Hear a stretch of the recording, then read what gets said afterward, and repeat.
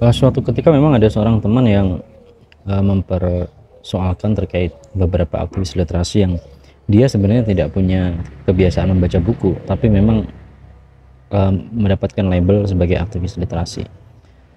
Sebenarnya itu bukan hal yang perlu dipersoalkan ya, sebab menjadi aktivis literasi itu tidak bisa kita bayangkan seperti aktivis-aktivis yang lain yang kira-kira itu adalah suatu pilihan yang cukup menggiurkan ya secara materi, karena menjadi aktivis literasi itu lebih banyak aspek relawan ya, terutama ini khususnya di daerah-daerah gitu ya. Kalau di tingkat nasional atau tingkat provinsi belum, kurang tahu ya. Tapi makanya kalau misalnya seseorang dilabeli aktivis literasi namun dia tidak suka membaca buku, yaitu urusan dia gitu kan. Dan juga ketika seorang yang suka membaca buku dan tidak ikut dalam suatu komunitas buku, ya itu juga terserah dia. Atau membaca buku itu sebenarnya adalah kenikmatan individual yang tidak harus bertemu dengan banyak orang. Memang pertemuan itu mungkin bisa menambah referensi yang lebih banyak gitu. Saya memang suka kumpul sama teman-teman komunitas menulis ya. Jadi komunitasnya itu bukan komunitas buku, tapi adalah komunitas menulis. Sebab orang menulis pasti membaca buku, dan orang yang menulis itu tentu genrenya beda-beda. Ada yang suka menulis fiksi, non fiksi, ada yang suka nulis puisi, cerpen, esai, artikel, ataupun nulis berita karena tuntutan pekerjaan. Ada juga content writer ya, yang memang sekarang kan lagi hits ya, penulis-penulis konten gitu. Jadi ketika bertemu dengan di dalam satu komunitas penulis yang masing-masing punya selera menulis atau genre menulis yang beragam, itu justru menarik. Bagaimana seorang penulis puisi memandang sebuah tulisan, bagaimana seorang esais melihat sebuah karya tulis, bagaimana seorang cerpenis, novelis itu punya imajinasi yang mungkin tidak dimiliki oleh seorang jurnalis dan juga seorang esais misalnya, dan seterusnya gitu ya. Lalu bagaimana seorang content writer itu memandang tulisan sebagai suatu bentuk kebutuhan pasar gitu kan, yang mungkin tidak terlalu dipikirkan oleh penyair yang memproduksi karya-karya puisi gitu. Jadi pertemuan-pertemuan itulah yang menarik. Jadi kalau dibilang apa sih tujuannya, enggak, tujuannya itu hanya sekedar ya kita sama-sama punya hobi yang sama, punya minat atau kesukaan yang sama, lalu ketemu, lalu di situ forumnya adalah forum pertemuan antar orang-orang yang memang punya minat yang sama, saling bertukar wawasan, bertukar pengalaman, dan jadilah sebuah komunitas.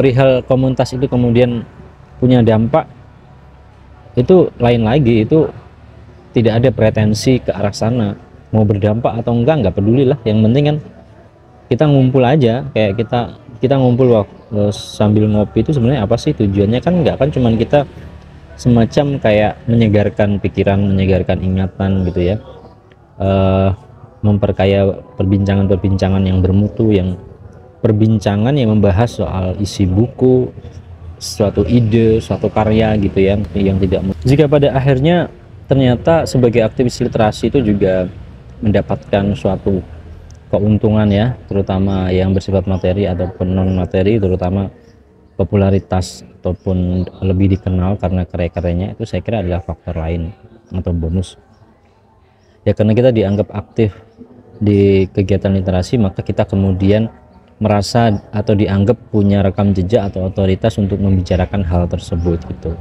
Padahal sampai sekarang pun saya juga merasa kayak ngapain ya, saya tuh ngumpul di komunitas ya cuman seneng-seneng aja, nggak ada ingin jadi apa itu.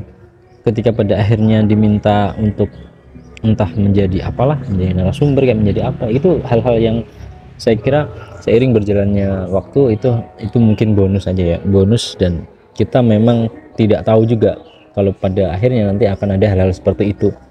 Hanya saja otentisitas itu kan tidak bisa dibuat ya, artinya waktu kita kan tidak tiba-tiba hari ini kita memutuskan menjadi aktivis literasi, lalu kemudian di mana-mana kita membranding diri sebagai aktivis literasi tanpa ada suatu kegiatan real ya, dan juga aktivisme komunal. Tiba-tiba kita menyebut aktivis literasi kan nggak bisa juga.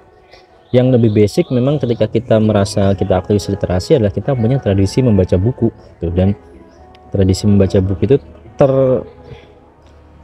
terlihat dari topik-topik yang kita bahas ketika kita ngobrol. Kan kelihatan ya orang itu yang suka membaca buku, yang enggak, itu kelihatan bagaimana referensinya dia dalam berbicara. Itu kelihatan dia seorang membaca buku, seorang pengamat, seorang yang memang punya basic pengetahuan atau basic wawasan, sama mereka yang hanya mengandalkan persepsi dangkal gitu. Itu nggak bisa dibuat-buat loh. Kita kan kalau membaca puluhan novel kan tidak bisa dalam waktu sehari 2 hari kan. Kadang satu novel aja bisa 1 bulan gitu. Dan kalau kita baca puluhan novel ya kita bisa bayangkan berapa tahun gitu waktu yang kita jalani untuk mendapat label aktivis literasi. Jadi sekali lagi, aktivis literasi itu adalah mereka yang memang sebenarnya bukan suatu label yang menarik ya untuk dikejar gitu ya.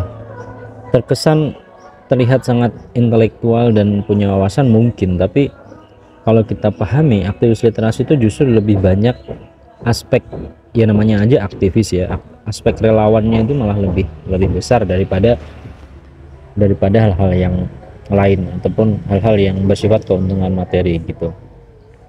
Ya bukan berarti tidak ada juga ya, banyak juga sih penulis-penulis yang terkenal gitu ya, tapi tidak semua penulis itu kan aktivis literasi. Cuman mereka karya-karyanya dibaca, diperdebatkan, diperbincangkan oleh para aktivis literasi.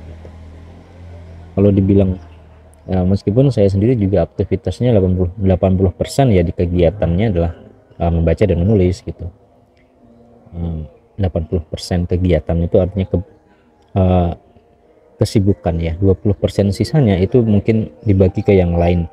Cuman kadang-kadang kalau dari aspek materi justru yang 20% inilah sebenarnya lebih banyak gitu.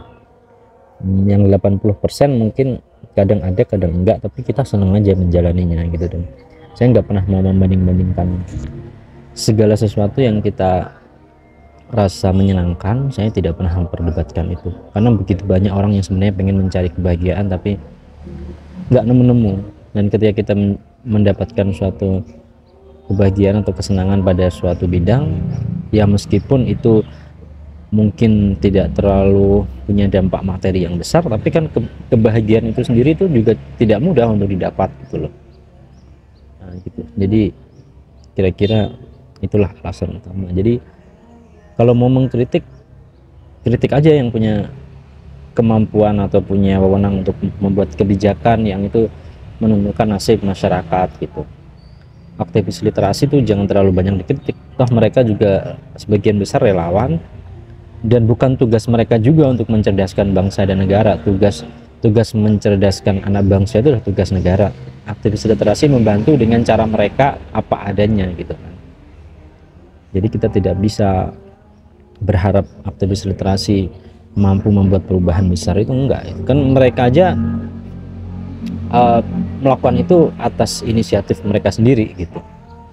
Tuntutlah mereka yang memang diberi wewenang dan memang diberi anggaran yang cukup untuk melakukan hal-hal besar tersebut, mencerdaskan anak bangsa, memenuhi kebutuhan buku bacaan dan sebagainya. Itu bukan tugas aktivis literasi. Aktivis literasi hanyalah bagian dari support system gitu. Dan ketika support system ini terus-terusan dipersoalkan, ya nanti ya bahaya juga gitu. Siapakah civil society yang bakal tertarik untuk menghidupkan literasi? Sejak tahun 2015 saya memutuskan untuk terjun secara total ya di dunia literasi, dan ya ingin ya secara labeling disebut sebagai aktivis literasi gitu. Salah satunya adalah dengan mengelola komunitas literasi, terkhusus adalah komunitas kepenulisan gitu.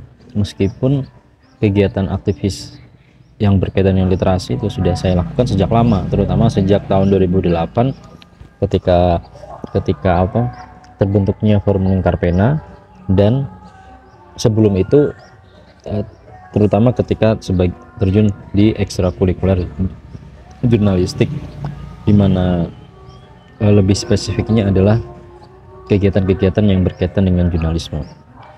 Hanya saja kalau kita membahas literasi itu sesungguhnya sangat luas ya, apalagi definisi dari UNESCO dan sebagainya gitu.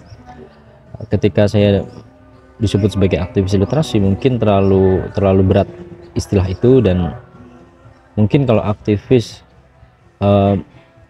atau komunitas aktivis penggerak komunitas menulis mungkin itu lebih sederhana dan lebih mudah dipahami, karena literasi itu kan sangat luas ya, tidak hanya membaca, tidak hanya menulis, tapi juga mungkin mendengar ya, mendengar, melihat, mengamati, mencerna, dan seterusnya. Itu artinya memang literasi itu aspeknya sangat luas dan tidak hanya berkaitan dengan aspek kebahasaan, tapi juga konten atau substansi dari sebuah persoalan. Itu basicnya literasi apapun itu ya, entah itu soal politik, soal keuangan, soal sosial, sains, lalu apalagi ya, macam-macam ya, pokoknya seluruh.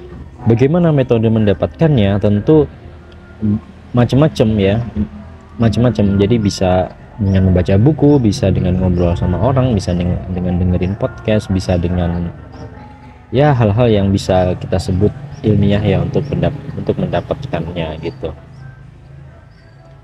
Nah, itulah yang disebut literasi. Kenapa kemudian saya tertarik ya untuk di bidang literasi, padahal aktivitas membaca itu adalah aktivitas yang saya nikmati secara individu. Artinya saya suka membaca, tidak penting apakah orang lain ikut membaca atau enggak, apakah itu ada komunitasnya atau enggak, tapi saya memang suka membaca sebagai suatu kenikmatan individu gitu. Dan ketika kita sudah mendapatkan kenikmatan individu, kenapa kita mesti membuat suatu kelompok atau komunitas yang itu tentu akan melibatkan lebih banyak orang gitu. Namun ternyata seberapa banyak buku yang telah kita baca, lebih banyak lagi yang belum kita baca, dan pengalaman bertemu dengan orang-orang, pengalaman bertemu dengan banyak orang itu justru memperkaya bacaan kita, karena ada yang sudah kita baca dan orang lain belum baca, ada yang kita belum baca dan orang lain sudah baca. Jadi ada semacam interaksi-interaksi yang positif ketika bertemu dengan orang-orang dalam lingkar komunitas yang mereka memang punya kebiasaan membaca gitu. Dan kadang-kadang kita juga memperkaya ya referensi bacaan, ataupun sekedar menambah pemantik-pemantik tentang isi buku yang kita mungkin belum baca, tapi setidaknya kita punya gambaran apa isi buku tersebut. Dan pada suatu nanti ketika kita diberikan kesempatan ya untuk mendapatkan buku itu, entah meminjam atau membelinya, kita sudah punya suatu daya tarik karena sudah ada sedikit pengetahuan tentang buku tersebut.